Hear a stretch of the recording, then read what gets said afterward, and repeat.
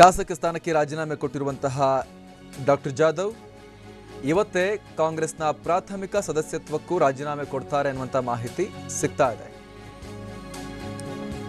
ಇದು ಈಗ ಲಭ್ಯವಾಗ್ತಿರುವಂತಹ ಅಪ್ಡೇಟ್. ಶಾಸಕ ಸ್ಥಾನಕ್ಕೆ ಕೋಲಾರಕ್ಕೆ ಹೋಗಿ ರಾಜೀನಾಮೆ ಕೊಟ್ಟಿರುವಂತಹ ಡಾಕ್ಟರ್ ಉಮೇಶ್ ಜಾಧವ್ ಇವತ್ತೇ ಕಾಂಗ್ರೆಸ್ ಪಾರ್ಟಿಯ ಪ್ರಾಥಮಿಕ ಸದಸ್ಯತ್ವಕ್ಕೂ ರಾಜೀನಾಮೆಯನ್ನು ಕೊಟ್ಟು ಬಿಜೆಪಿ ಮೆಂಬರ್ಶಿಪ್ ಅನ್ನ ಪಡಿತಾರೆ. 6ನೇ ತಾರೀಕು ಪ್ರಧಾನಿ ಮೋದಿ ಸಮ್ಮುಖದಲ್ಲಿ ಅಧಿಕೃತವಾಗಿ ಭಾರತೀಯ ಜನತಾ ಪಕ್ಷಕ್ಕೆ ಜಾಯಿನ್ ಆಗ್ತಾರೆ ಅನ್ನುವಂಥ ಮಾಹಿತಿ ಈಗ ಲಭ್ಯ ಆಗ್ತಾ ಇದೆ. ಉಮೇಶ್ ಜಾಧವ್ ರಾಜೀನಾಮೆ ಬಗ್ಗೆ ನಾವೀಗ ನೋಡ್ತಾ ಇರುವಂತಹ ಒಂದಷ್ಟು ಬೆಳವಣಿಗೆಗಳಿದು. ಇವತ್ತೇ ಅವರು ಅಧಿಕೃತವಾಗಿ ಕಾಂಗ್ರೆಸ್ ಪಾರ್ಟಿಯ ಮೆಂಬರ್ಶಿಪ್ಗೂ ಕೂಡ ಪ್ರೈಮರಿ ಮೆಂಬರ್ಶಿಪ್ಗೂ ಕೂಡ ರಾಜೀನಾಮೆಯನ್ನು ಸಲ್ಲಿಸಿ ಅವರು ಭಾರತೀಯ ಜನತಾ ಪಕ್ಷದ ಸದಸ್ಯತ್ವವನ್ನು ಪಡ್ಕೊಂಡು ಮಾರ್ಚ್ 6ನೇ ತಾರೀಕು ಏನು ಬಿಜೆಪಿಯ ಸಮಾವೇಶ ಇದೆ, ಪ್ರಧಾನಮಂತ್ರಿ ನರೇಂದ್ರ ಮೋದಿ ಅವರ ಬಿಗ್ ರ್ಯಾಲಿ ಇದೆ ಕಲಬುರಗಿಯಲ್ಲಿ, ಆ ಸಮಾವೇಶದಲ್ಲಿ ಬಿಜೆಪಿಗೆ ಜಾಯಿನ್ ಆಗ್ತಾರೆ. ಅವರನ್ನ ಅತ್ಯಂತ ಅದ್ದೂರಿಯಾಗಿ ಬಿಜೆಪಿ ಬರಮಾಡಿಕೊಳ್ಳುತ್ತೆ ಕಲಬುರಗಿಯಲ್ಲಿ ಅನ್ನುವಂಥ ಮಾಹಿತಿ ಸಿಗ್ತಾ ಇದೆ. ಕಲಬುರಗಿಯಿಂದ ಬಿಜೆಪಿ ಅಭ್ಯರ್ಥಿಯನ್ನಾಗಿ ಮಲ್ಲಿಕಾರ್ಜುನ ಖರ್ಗೆ ಅವರ ವಿರುದ್ಧ ಇದೇ ಡಾಕ್ಟರ್ ಜಾಧವ್ ಅವರನ್ನು ಕಣಕ್ಕಿಳಿಸೋಕ್ಕೂ ಕೂಡ ಬಿಜೆಪಿ ನಿರ್ಧಾರವನ್ನು ಮಾಡಿಕೊಂಡಾಗಿದೆ ಅನ್ನುವಂಥ ಮಾಹಿತಿ ಕೂಡ ಲಭ್ಯ ಆಗ್ತಾ ಇದೆ.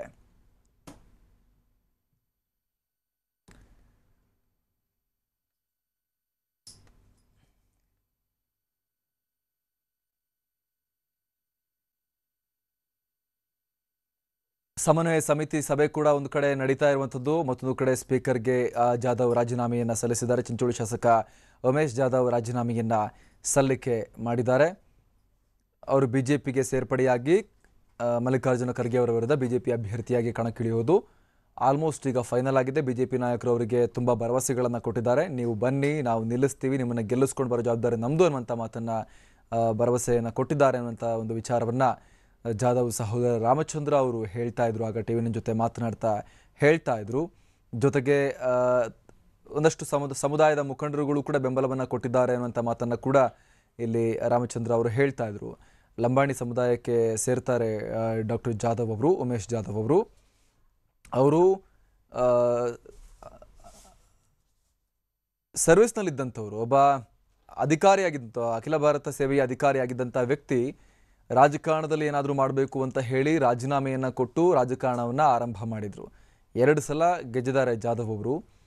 ಆದರೆ ಈ ಬಾರಿ ಸಮ್ಮಿಶ್ರ ಸರ್ಕಾರ ಬಂದಾಗ ಜಿಲ್ಲೆಯಲ್ಲಿ ಅವರಿಗೆ ಯಾವುದೇ ಸ್ಥಾನಮಾನವನ್ನು ಕೊಡದೆ ಮಲ್ಲಿಕಾರ್ಜುನ ಖರ್ಗೆ ಅವರು ಇವರನ್ನ ಕಂಪ್ಲೀಟಾಗಿ ಮೂಲೆಗುಂಪು ಮಾಡಿ ಅವರ ಪುತ್ರ ವಾತ್ಸಲ್ಯದಿಂದಾಗಿ ಅವರ ಮಗನನ್ನು ಮಾತ್ರ ಬೆಳೆಸಿದ್ರು ಅನ್ನುವಂಥ ಒಂದು ಸಿಟ್ಟು ಇಲ್ಲಿ ಸ್ಪೀಕರ್ ಭೇಟಿಯಾಗಿ ರಾಜೀನಾಮೆ ಕೊಟ್ಟಿರುವ ದೃಶ್ಯಗಳನ್ನೇ ನೋಡ್ತಾ ಇದ್ದೀವಿ. ಜಾಧವ್ ಅವರಿಗೆ ಆ ಒಂದು ಸಿಟ್ಟಿತ್ತು. ಅದೇ ವಿಚಾರವನ್ನು ಅವರು ಆಪ್ತರ ಜೊತೆ ಕೂಡ ಹೇಳ್ಕೊಂಡಿದ್ದಾರೆ.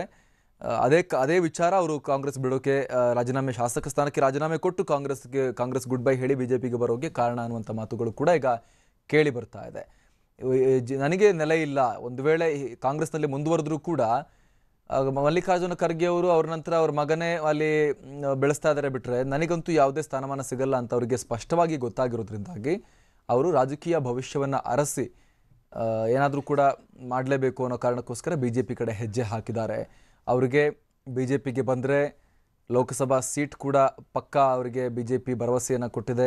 ದಿಲ್ಲಿ ಮಟ್ಟದಲ್ಲೂ ಕೂಡ ಈ ಬಗ್ಗೆ ಅವರಿಗೆ ಅಶ್ಯೂರೆನ್ಸ್ ಸಿಕ್ಕಿದೆ ಅಂತ ಹೇಳಲಾಗ್ತಾ ಇದೆ. ಹೀಗಾಗಿ ಡಾಕ್ಟರ್ ಜಾಧವ್ ಇದೀಗ ಬಿಜೆಪಿಯತ್ತ ಹೆಜ್ಜೆ ಹಾಕ್ತಾ ಇದ್ದಾರೆ. ಅದರ ಭಾಗವಾಗಿ ಅವರು ಇವತ್ತು ರಾಜೀನಾಮೆಯನ್ನು ಸ್ಪೀಕರನ್ನು ಭೇಟಿಯಾಗಿ ನೀಡಿದ್ದಾರೆ. ಇವತ್ತೇ ಕಾಂಗ್ರೆಸ್ ಪಾರ್ಟಿಯ ಪ್ರಾಥಮಿಕ ಸದಸ್ಯತ್ವಕ್ಕೂ ಅವರು ರಾಜೀನಾಮೆಯನ್ನು ನೀಡ್ತಾರೆ. ಬಳಿಕ ಬಿಜೆಪಿಯನ್ನು ಸೇರ್ಪಡೆಯಾಗಿ ಮಾರ್ಚ್ 6ನೇ ತಾರೀಕು ಪ್ರಧಾನಿ ಮೋದಿ ಸಮ್ಮುಖದಲ್ಲಿ ಅದ್ದೂರಿಯಾಗಿ ಬಿಜೆಪಿಗೆ ಅಧಿಕೃತವಾಗಿ ಅವರು ಜಾಯಿನ್ ಆಗ್ತಾರೆ ಅನ್ನುವಂತಹ ಮಾಹಿತಿಗಳು ಕೂಡ ಈಗ ಲಭ್ಯ ಆಗ್ತಾ ಇದೆ. ಒಂದು ಕಡೆಯಲ್ಲಿ ಮಾಜಿ ಮುಖ್ಯಮಂತ್ರಿ ಸಿದ್ದರಾಮಯ್ಯ ಸಮನ್ವಯ ಸಮಿತಿಯ ಅಧ್ಯಕ್ಷರು ಅವರ ನೇತೃತ್ವದಲ್ಲಿ ಸಮನ್ವಯ ಸಮಿತಿಯ ಸಭೆ ಕೂಡ ನಡೀತಾ ಇದೆ. ಮತ್ತಷ್ಟು ಮಾಹಿತಿಯನ್ನು ಕೊಡ್ತಾರೆ ನಮ್ಮ ಪ್ರತಿನಿಧಿ ಸಂಜಯ್. ಜಾಧವ್ ರಾಜೀನಾಮೆಯನ್ನು ನೀಡಿದ್ದಾರೆ. ಈಗ ಶಾಸಕ ಸ್ಥಾನಕ್ಕೆ ಕಾಂಗ್ರೆಸ್ಗೂ ಕೂಡ ಇವತ್ತೇ ಗುಡ್ ಬೈ ಹೇಳ್ತಾರೆ ಅಂತ ಹೇಳಲಾಗ್ತಾ ಇದೆ. ಜಿಲ್ಲೆಯಲ್ಲಿ ಇದರ ಪರಿಣಾಮ ಏನೇನಾಗುತ್ತೆ, ಏನೆಲ್ಲ ಬೆಳವಣಿಗೆಗಳಾಗ್ತಾ ಇದೆ ಅಲ್ಲಿ ಈ ಕ್ಷಣಕ್ಕೆ ಸಂಜಯ್? ಅಮರ್ ಪ್ರಸಾದ್, ಈಗಾಗಲೇ ಶಾಸಕ ಸ್ಥಾನಕ್ಕೆ ರಾಜೀನಾಮೆ ನೀಡಿರ್ತಕ್ಕಂಥ ಡಾಕ್ಟರ್ ಉಮೇಶ್ ಜಾಧವ್ ಅವರು ಇದೀಗ ಅವರು ಕಾಂಗ್ರೆಸ್ನ ಪ್ರಾಥಮಿಕ ಸದಸ್ಯತ್ವಕ್ಕೆ ಅವರು ಕೂಡ ರಾಜೀನಾಮೆಯನ್ನು ನೀಡಬೇಕಾಗತ್ತೆ. ಪ್ರಾಥಮಿಕ ಅಂದ್ರೆ ಕಾಂಗ್ರೆಸ್ಗೆ ರಾಜೀನಾಮೆಯನ್ನು ನೀಡಿ ಅವರು ಬಿಜೆಪಿಗೆ ಮೊದಲು ಪ್ರಾಥಮಿಕ ಸದಸ್ಯತ್ವಕ್ಕೆ ಒಂದು ಪ್ರಾಥಮಿಕ ಸದಸ್ಯತ್ವನ ಪಡಿಬೇಕಾಗತ್ತೆ. ಈ ಎರಡೂ ಶಾಸ್ತ್ರಗಳನ್ನ ಡಾಕ್ಟರ್ ಉಮೇಶ್ ಯಾದವ್ ಅವರು ಹಿಂದೆ ಮಾಡ್ತಾರೆ ಅಂತ ಹೇಳಲಾಗ್ತದೆ. ಇವತ್ತು ಬೆಂಗಳೂರಿಗೆ ಆಗಮಿಸಿ ತಮ್ಮ ಮೊದಲು ಕಾಂಗ್ರೆಸ್ನ ಪ್ರಾಥಮಿಕ ಸದಸ್ಯತ್ವಕ್ಕೆ ರಾಜೀನಾಮೆ ಕೊಡ್ತಾರೆ, ನಂತರ ಬಿಜೆಪಿಯ ಪ್ರಾಥಮಿಕ ಸದಸ್ಯತ್ವವನ್ನ ಪಡಿತಾರೆ ಅನ್ನೋದೊಂದು ಮಾಹಿತಿ ಇದೀಗ ಸಿಗ್ತಾ ಇರುವಂತದ್ದು. ಯಾಕಂದ್ರೆ ನಾಳೆ ಕಲಬುರಗಿ ಜಿಲ್ಲೆ ಚಿಂಚೋಳಿ ತಾಲೂಕಿನ ಒಂದು ಪಂಗಲ್ ಗ್ರಾಮದಲ್ಲಿ ಒಂದು ಧಾರ್ಮಿಕ ಕಾರ್ಯಕ್ರಮ ಇದೆ.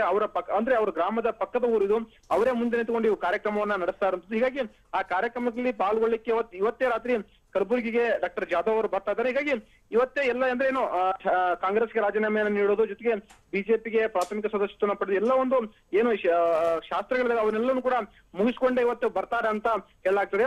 ಅಧಿಕೃತವಾಗಿ ಅವರು 6ನೇ ತಾರೀಕು ಏನು ಕಲಬುರಗಿಯಲ್ಲಿ ಮೋದಿ ಅವರ ಕಾರ್ಯಕ್ರಮ ಇದೆ, ಅಲ್ಲಿ ಕಾರ್ಯಕ್ರಮದಲ್ಲಿ ಅಧಿಕೃತವಾಗಿ ಬಿಜೆಪಿಗೆ ಸೇರ್ತಾರೆ ಅನ್ನೋದೊಂದು ಮಾಹಿತಿ ಸಿಗ್ತಾ ಇರುವಂತದ್ದು. ಯಾಕಂದ್ರೆ ಮೋದಿ ಅವರ ಕಾರ್ಯಕ್ರಮದಲ್ಲಿ ಲಕ್ಷಾಂತರ ಜನರು ಭಾಗವಹಿಸಿದ್ದಾರೆ. ಇಂಥ ಒಂದು ಸಂದರ್ಭದಲ್ಲಿ ಅಧಿಕೃತವಾಗಿ ತಾವು ಬಿಜೆಪಿಗೆ ಸೇರ್ಪಡೆ ಆದ್ರೆ ತನಗೆ ಲೋಕಸಭಾ ಚುನಾವಣೆಯಲ್ಲಿ ಹೆಚ್ಚಿನ ಒಂದು ಅನುಕೂಲ ಆಗ್ತದೆ ಅನ್ನೋದೊಂದು ಹಿನ್ನೆಲೆಯಲ್ಲಿ ಅಧಿಕೃತವಾಗಿ ಅವರು ಬೆಂಗಳೂರಿನ ಬದಲಾಗಿ ಕಲಬುರಗಿಯಲ್ಲೇ ನಡೆಯುವ ಕಾರ್ಯಕ್ರಮದಲ್ಲಿ ಅವರು ಜಾಯ್ನ್ ಆಗ್ತಾರೆ ಅಂತ ಹೇಳಲಾಗಿದೆ. ಆದ್ರೆ ಇವತ್ತೇ ಅವರು ಕಾಂಗ್ರೆಸ್ಗೆ ಗುಡ್ ಬೈ ಹೇಳಿ ಅಧಿಕೃತವಾಗಿ ಬಿಜೆಪಿ ಸೇರ್ತಾರೆ ಅನ್ನೋ ಮಾಹಿತಿ ಇದಕ್ಕೆ ಸಿಗ್ತಾ ಇರುವಂತದ್ದು. Amar Prasad. Yes, thank you Sanjay ತಮ್ಮ ಮಾಹಿತಿಗಾಗಿ.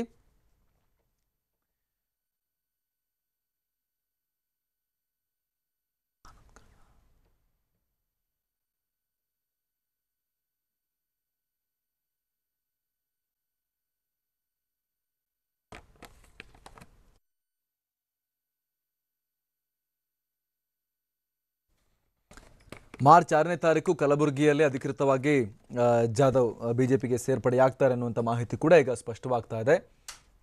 ಬೆಂಗಳೂರಿನಲ್ಲಿ ಅವರು ಬಿಜೆಪಿ ಪ್ರೈಮರಿ ಮೆಂಬರ್ಶಿಪ್ ಅನ್ನು ಪಡೆದು ಮಾರ್ಚ್ 6ನೇ ತಾರೀಕು ಅಧಿಕೃತವಾಗಿ ಭಾರತೀಯ ಜನತಾ ಪಕ್ಷಕ್ಕೆ ಕಾರ್ಯಕ್ರಮದಲ್ಲಿ ಬೃಹತ್ ಸಮಾವೇಶದಲ್ಲಿ ಪ್ರಧಾನಿ ಮೋದಿ ಸಮ್ಮುಖದಲ್ಲಿ ಸೇರ್ಪಡೆಯಾಗ್ತಾರೆ ಅನ್ನುವಂಥ ಮಾಹಿತಿ ಸಿಗ್ತಾ ಇದೆ. ಕಾಂಗ್ರೆಸ್ ನಾಯಕರೆಲ್ಲ ಈಗ ಜಾಧವ್ ವಿರುದ್ಧ ಟೀಕಾ ಪ್ರಹಾರವನ್ನು ಮಾಡ್ತಾ ಇದ್ದಾರೆ. ಬಿಕ್ರಿ ಆಗಿದ್ದಾರೆ, ಸೇಲ್ ಆಗಿಬಿಟ್ಟಿದ್ದಾರೆ, ಅವರು ಆಮಿಷಕ್ಕೆ ಬಲಿಯಾಗಿದ್ದಾರೆ, ಬೆಳೆಸಿದ್ದು ಕಾಂಗ್ರೆಸ್ ಪಾರ್ಟಿಗೆ ಚೂರಿ ಹಾಕಿದ್ದಾರೆ ಅನ್ನುವಂಥ ಒಂದು ಮಾತುಗಳನ್ನೆಲ್ಲ ಈಗ ಕಾಂಗ್ರೆಸ್ ನಾಯಕರು ಹೇಳ್ತಾ ಇದ್ದಾರೆ.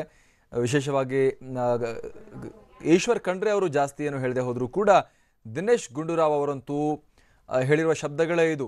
ಚೂರಿ ಹಾಕಿದ್ದಾರೆ ಬೆನ್ನಿಗೆ, ಅವರು ಮೋಸ ಮಾಡಿದ್ದಾರೆ ಪಾರ್ಟಿಗೆ, ಜೊತೆಗೆ ಅವರು ಬೆಳೆಸಿದಂಥ ಪಕ್ಷವನ್ನು ಬಿಟ್ಟು ಹೋಗಬಾರ್ದಾಗಿತ್ತು, ಈ ರೀತಿ ಮಾತುಗಳನ್ನು ಇಲ್ಲಿ ಹೇಳಿದ್ದಾರೆ ದಿನೇಶ್ ಗುಂಡೂರಾವ್ ಅವರು.